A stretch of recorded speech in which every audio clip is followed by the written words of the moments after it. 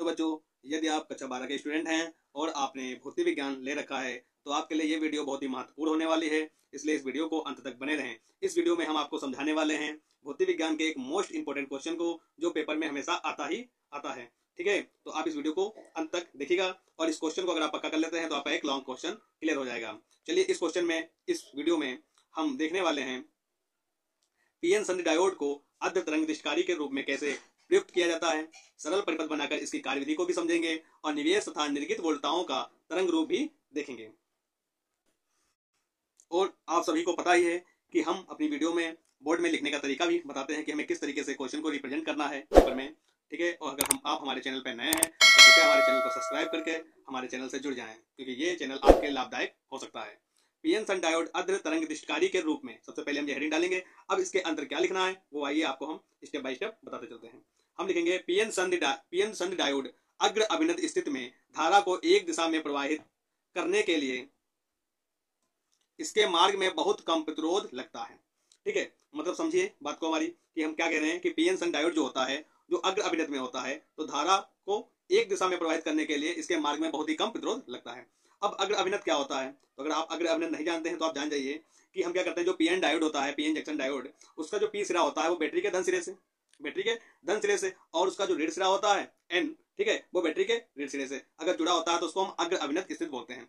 अगर आपको ये नहीं पता है तो मैं इस पर भी एक वीडियो बना दूंगा और आप उसको देख लीजिएगा। ठीक है, फिलहाल के लिए हम आगे बढ़ते हैं और अभी चित्र की सहायता से हम और अच्छे से समझेंगे। इसके आगे बढ़िए। तथा उत्क्रम अभिनत में धारा को विपरीत दिशा में प्रवाहित करने के लिए इसके मार्ग में बहुत अधिक प्रतिरोध लगता है। ठीक है, अब उत्क्रम अभिनत क्या है, मतलब पश्च अभिनत। ठीक है, मतलब जब क्या करते हैं, बैटरी का जो ऋण सिरा है, ठीक है, ऋण सिरा वो हम जोड़ देते हैं पीएन संधि के पी सिरे से, ठीक है, पी क्षेत्र से, और जो उसका डायोड का एन क्षेत्र है उसको हम जोड़ देते हैं धन सिरे से, तो उसको हम बोलते हैं उत्क्रम अभिनत।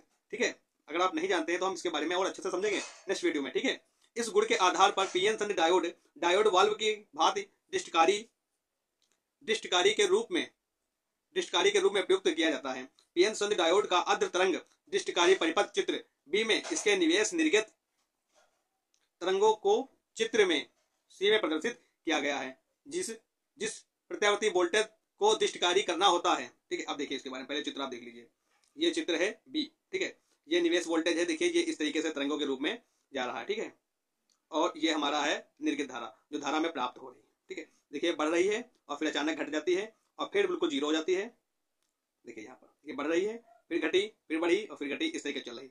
और ये हमारी जो निवेश धारा है, ठीक है, निवेश वोल्टेज, ये हमारा क्या है, कंटिन्यू दिया जा रहा है।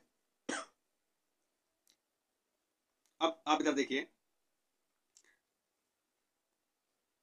जिस प्रत्यावर्ती वोल्टता को दृष्टिकृत करना होता है, अर्थात निवेश प्रत्यावर्ती वोल्टेज को एक ठीक है, ऊंचाई ट्रांसफर की प्राथमिक कुंडली पी के सिरों के बीच लगा देते हैं और संधि डायोड के पी क्षेत्र को ट्रांसफार्मर की द्वितीय कुंडली एस के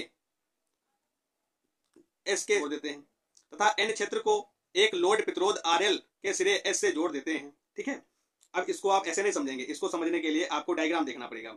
चलिए हम डायग्राम की सहायता से आपको समझाते हैं। आप डायग्राम को ध्यान से देखिएगा। देखिए ये डायग्राम दिया हुआ है, ठीक है, ये डायग्राम है। इस डायग्राम में ये हमारा जो है, ये ट्रांजिस्टर का प्रथम कुंडली है और ये ट्रांजिस्टर की द्वितीय कुंडली है। ठीक है, ये प्रथम कुंडली है, ठीक है, फर्स्ट कुंडली, और ये द्वितीय कुंडली है। अब इसमें क्या है, जिस समय वोल्टता को जिसको क्या करता है, दृष्टिकारी करना होता है, उसको क्या करते हैं, निवेश वोल्टेज, प्रत्यावर्ती निवेश वोल्टेज। तो हम प्राथमिक जो कुंडली हमारी है, प्राथमिक कुंडली, इसके प्राथमिक कुंडली पी के जो सिरे हैं उनके बीच में हम क्या कर देते हैं, सिरों के बीच में प्रत्यावर्ती निवेश वोल्टेज को हम जोड़ देते हैं। ठीक है, और जो द्वितीय हमारी कुंडली है, ठीक है, जो हमारी द्वितीय कुंडली है एस, ठीक है, द्वितीय कुंडली जो हमारी एस है, उसको हम क्या करते हैं,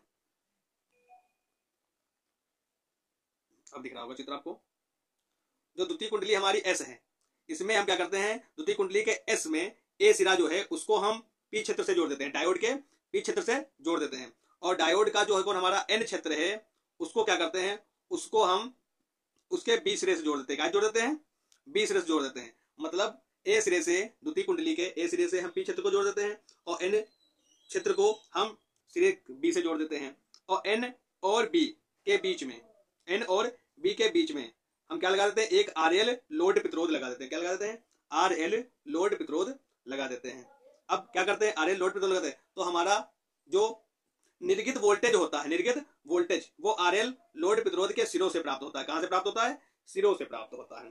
ठीक है, तो यही चीज को उसमें बताया गया है। अब इसको हम लिखित रूप में देख लेते हैं कि क्या चीज है। समझे? डायग्राम को समझ में आया आपको कि यहाँ पर ये जो क्या है, ये हमारा पीएन डायोड दिया हुआ है, ये बैटरी प्राथमिक कुंडली है और ये द्वितीय ट्रांजिस्टर कुंडली है। ठीक है, ट्रांसफार्मर द्वितीय ट्रांसफार्मर कुंडली है, ये प्राथमिक कुंडली है।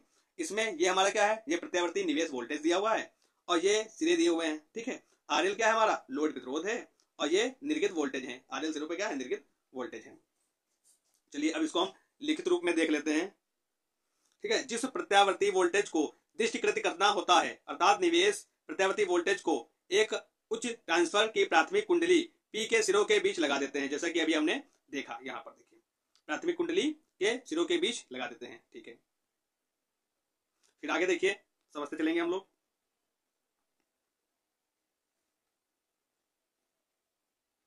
अर्थात निवेश प्रत्यावर्ती वोल्टेज को एक उच्च, ठीक है, संधि डायोड के पी क्षेत्र को ट्रांसफार्मर की द्वितीय कुंडली एस के एक सिरे ए से जोड़ देते हैं तथा एन क्षेत्र को एक लोड प्रतिरोध आरएल के सिरे से जोड़ देते हैं। ठीक है, जो चीज अभी हमने बताया कि जो हमारी द्वितीय कुंडली है उसके जो हमारा पीएन डायोड है इसको ए के सिरे से जोड़ देते हैं। ठीक है, पी क्षेत्र को ए सिरे से जोड़ देते हैं। ठीक है, और एन क्षेत्र को क्या जोड़ देते हैं, दूसरे बी सिरे से जोड़ देते हैं और इनके बीच में हम क्या लगा देते हैं, एक आरएल प्रतिरोध लगा देते हैं, लोड प्रतिरोध लगा देते हैं। ठीक है, और देखिए इसके बारे में समझते रहिएगा। ठीक है, जो चित्र में दिखाया गया है। ठीक है, सिरा डी द्वितीय कुंडली के दूसरे सिरे बी से जोड़ देते हैं। ठीक है, और सिरा जो डी होता है वो क्या करते हैं, हम द्वितीय कुंडली के सिरे से जोड़ देते हैं, वो भी हमने बताया। ठीक है, निर्गित दृष्टि वोल्टेज, ठीक है, या विभव को लोड प्रतिरोध सिरों पे प्राप्त करते हैं, इसके सिरों प्राप्त करते हैं। बस यही भैया इसकी संरचना है। क्या है? यही संरचना है जिसको हमने अभी बताया, एक्सप्लेन किया। अब चलिए हम बात करते हैं इसकी कार्यविधि की। क्या बात करते हैं? कार्यविधि की बात करते हैं कि कैसे कार्यविधि इसकी क्या है। तो देखिए, निवेश प्रत्यावर्ती वोल्टेज के पहले आधे चक्र में जब द्वितीय कुंडली का ए सिरा बी सिरे के सापेक्ष धनात्मक अर्थात संधि डायोड का पी क्षेत्र धनात्मक तथा एन क्षेत्र ऋणात्मक विभव पर होता है। ठीक है, बात वही चीज हमने बताया कि मतलब क्या हो, जो हमारा ए सिरा हो क्या हो, बी के सापेक्ष धनात्मक हो। मतलब बी क्या होना चाहिए, बी हमारा ऋणात्मक है और ये धनात्मक है। समझे? डायग्राम में देखिए, ये हमारे जो दो सिरे थे द्वितीय कुंडली के, द्वितीय कुंडली के जो दो सिरे थे ए और बी, अगर ए वाला क्या हमारा है, धनात्मक है। ठीक है, ए वाला क्या हमारा धनात्मक है और बी वाला ऋणात्मक है इसके सापेक्ष। तो अगर ए वाला धनात्मक होगा तो ये देखो पी से जुड़ा हुआ है, जुड़ा हुआ ना, और ये हमारा एन से जुड़ा हुआ है, तो ये हमारा क्या हो जाएगा, अग्र अभिनत हो जाएगा। क्या हो जाएगा? अभिनत। जो पीएन डायोड दिया हुआ है, पीएन जंक्शन डायोड, ये कैसा हो जाएगा, हमारा अग्र अभिनत हो जाएगा।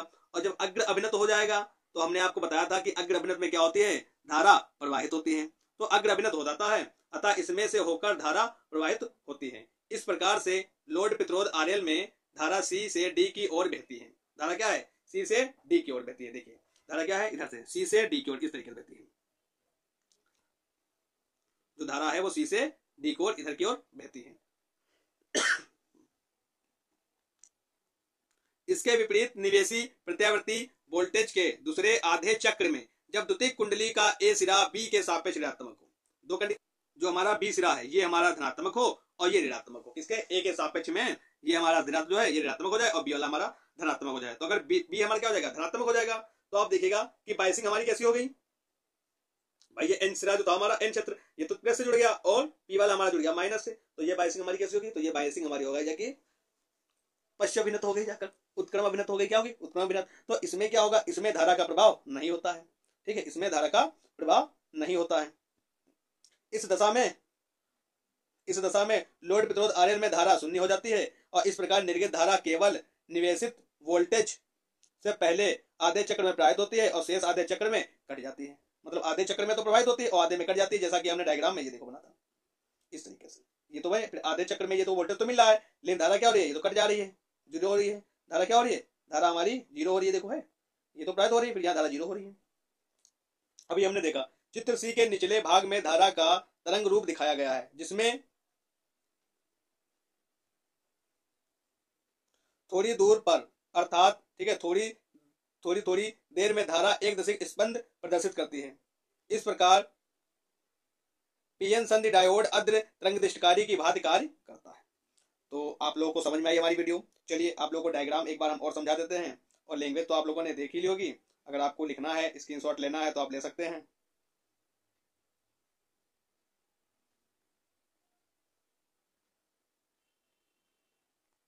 चलिए आपको डायग्राम हम एक बार और समझा दें। ये हमारा क्या है, ये हमारी धारा को तरंग तरंग तरंग दृष्टिकारी को दिखा रहा है कि यहाँ पर देखिए ये निवेश वोल्टेज है, ठीक है, जो अधिक हो रहा है फिर घट रहा है, कुछ अधिक हो रहा है घट रहा है। लेकिन यहाँ पे धारा हमारी क्या हो रही है, यहाँ पर धारा देखिए जो निर्गत धारा हमारी है वो हमारी बढ़ रही है, और फिर डायरेक्ट घट के क्या होती है, जीरो हो जाती है, ठीक है, और फिर बढ़ती है, फिर जीरो हो जाती है, शून्य रहती है, कुछ प्राप्त ही नहीं होती है।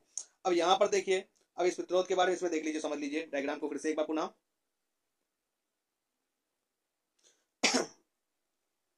मतलब क्या है, ये हमारा एक ट्रांसफार्मर है, ठीक है, ये उसकी प्राथमिक कुंडली है और ये द्वितीय कुंडली है। प्राथमिक कुंडली के जो सिरे हैं पी, प्राथमिक कुंडली जो पी है उसके सिरे के बीचों बीच में हमने एक लगा दिया प्रत्यावर्ती निवेश वोल्ट था, ठीक, निवेश वोल्टेज लगा दिया। और जो दूसरी कुंडली हमारी ऐसे है, इसके ए सिरे से हमने एक पीएन, ठीक है, पी सिरे को जोड़ दिया, डायोड के पी सिरे को जोड़ दिया, और एन सिरे को हमने जोड़ दिया डी से, किसे जोड़ दिया, डी से, और डी को जोड़ दिया हमने ट्रांसफार्मर के बी सिरे से, किसे जोड़ दिया, द्वितीय कुंडली के बी सिरे से जोड़ दिया, और सी और डी के बीच हमने लगा दिया आरएल लोड प्रतिरोध लगा दिया। जो जो निर्गत वोल्टेज है वो हमें आरएल प्रतिरोध के सिरों से प्राप्त हो रहा है, ठीक है। अब इसकी कार्यविधि में हमने क्या बताया था, अभी कार्यविधि में बताया था कि जब ए को क्या कर लेते हैं, पॉजिटिव कर लेते हैं, और बी को कर लेते हैं ऋणात्मक, तो ये हमारा हो जाता है अग्रभिन्नत। क्या हो जाता है, अग्रभिन्नत। जब अग्रभिन्नत हो जाता है तो इसमें धारा बहने लगती है, तो इसमें आरएल में क्या दिखाता है, धारा प्रवाहित होती है। लेकिन जब क्या करते हैं, हम इसको कर लेते हैं माइनस, बी को कर लेते हैं प्लस, और ए को कर लेते हैं माइनस, तो ये हमारा डायोड जो होता है ये होता है पश्चाभिन्नत। क्या हो जाता है, पश्चाभिन्नत, जिससे क्या आरएल में धारा शून्य प्राप्त होती है। ये कार्यविधि है। चलिए अगर आपको हमारी वीडियो अच्छी लगे तो हमारी वीडियो को लाइक करें और हमारे चैनल को सब्सक्राइब करें, और ज़्यादा से ज़्यादा अपने दोस्तों के पास शेयर करें, क्योंकि ये क्वेश्चन बहुत ही इंपॉर्टेंट है जो हर बार एग्जाम में